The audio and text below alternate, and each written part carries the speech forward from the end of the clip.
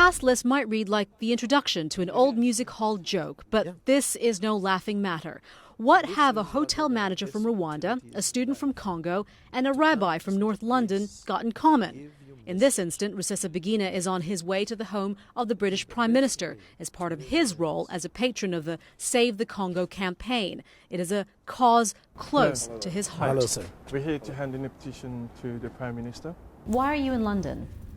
Well, I'm in London because I have been invited by this organization called Save the Congo, which is involved and very much involved in campaigning against what is going on in Eastern DRC, Democratic Republic of the Congo, where since 1996 a kind of proxy war has been going on, and up to now approximately 7 million innocent civilians have been killed.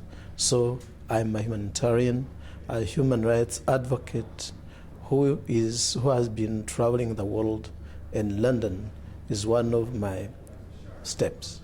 Rusesabagina became involved after being contacted by a student, Vava Tampa, who saw many parallels between the violence that still plagues Congo now and what happened in Rwanda in the past.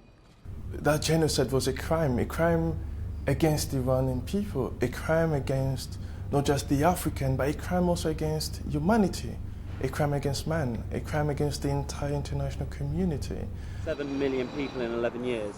Rabbi David Mitchell uses Rusesabagina's story in his teaching and compares him to another man whose experiences were turned into a film.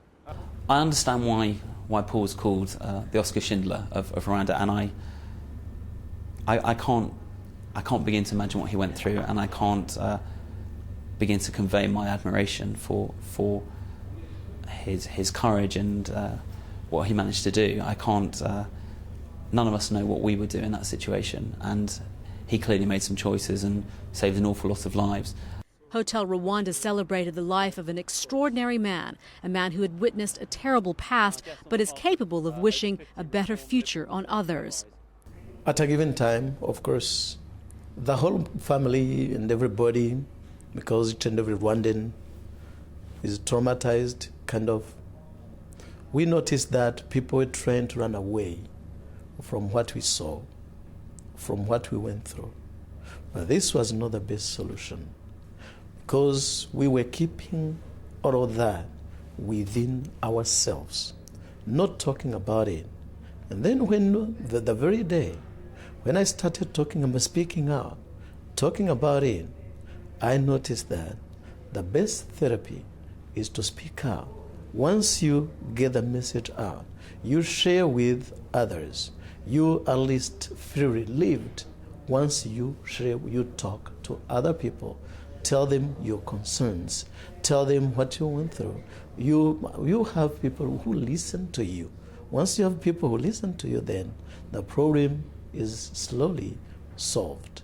And this, we did the same as a family, and as friends, we are still doing it.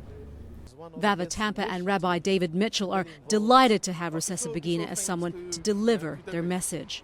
I don't know how he manages to live with those ghosts. I'm sure they're there somewhere, but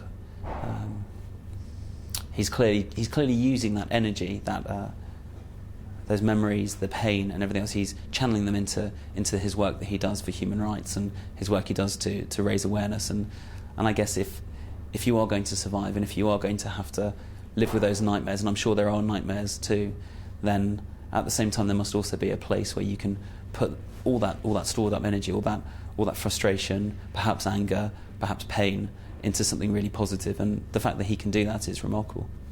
It's a recognition of that when I'm abused, that you are also abused, that we are connected.